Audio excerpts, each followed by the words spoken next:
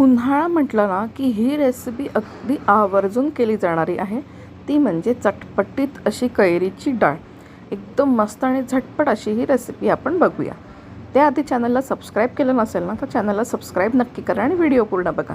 इथे मी चण्याची डाळ घेतली आहे. ह्याला आपल्याला 3 ते 4 तास भिजत घालायचं आहे. भिजून झाल्यानंतर ह्याला एका चाळणीत काढून आपल्याला एक अर्धा तास ठेवायचं आहे. ह्याच्यातलं सगळं पाणी निथळून घ्यायचं आहे. आपल्याला डाळ अगदी म्हणजे पाणीचा अंश अजिबात नको आहे याच्यामध्ये. आता हे अर्धा तास आपण असं चाळणी त्याला ठेवून देणार आहोत, सगळं पाणी निघेस्तोवर. इथे मिक्सर जारला मी काही मिरच्या घेतल्या आहे, त्या जर अशा बारीक करून घ्यायच्या आणि इथे 3 छोट्या साईजच्या कैऱ्या किसून घेतल्या आहे.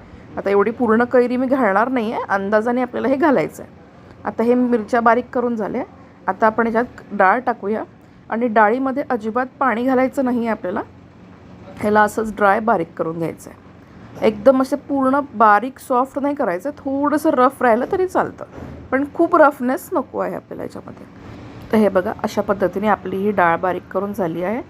हे बघा, असं एकदम थोडंसं रफनेस असायला हवं आहे याच्यामध्ये आपल्याला. आता आपण हे काढून घेऊया आणि बाकीची जी डाळ आहे ती पण आपण वाटून घेऊया पूर्ण. त्याच्यात पाणी अजिबात नको आहे आपल्याला, त्या अंदाजाने ह्याला बारीक करायचं आहे. आता यात आपण कैरीचा कीस घालूया.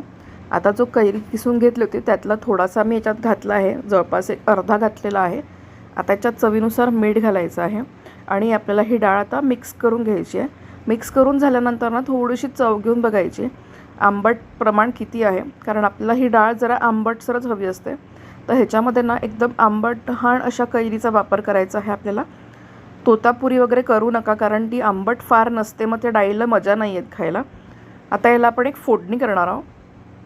त्याच्यासाठी इथे मी एक तडका पॅन घेतला आहे. ह्याच्यात तेल घातलं आहे, थोडं तेल याला जास्त लागतं. मोहरी घातली होती, खडा हिंग पावडर घातलेला आहे. खडा हिंग मिळतं बाजारात, त्याला मिक्सरमधनं फिरवून ते तुम्ही यूज करू शकता, त्याचा सुगंध खूप छान येतो. आणि हळद आणि थोडंसं तिखट गॅस बंद केल्यानंतर घालायचं आणि लगेच या डाळीवर घालायचं आणि ह्याला मिक्स करून घ्यायचं आहे. जर तुम्हाला आंबट कमी वाटलं तर थोडीशी कैरीचा कीस वाढवू शकता तुम्ही, आणि आवडत असेल तर थोडीशी साखरेची चव पण घालू शकता. आता मी घातलं नाही याच्यामध्ये.